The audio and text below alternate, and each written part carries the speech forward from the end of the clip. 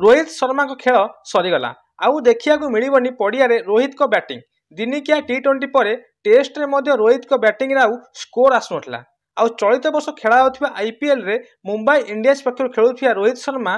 3टी match रे मात्र 21 run करिसेंती। रोहित शर्मा मुंबई इंडियंस सीएसके सहित मार्च 23 रे खेला मैच रे 4टी बॉल खेली कौन रन करला बेले से खलील अहमद को द्वारा आउट होइथिले।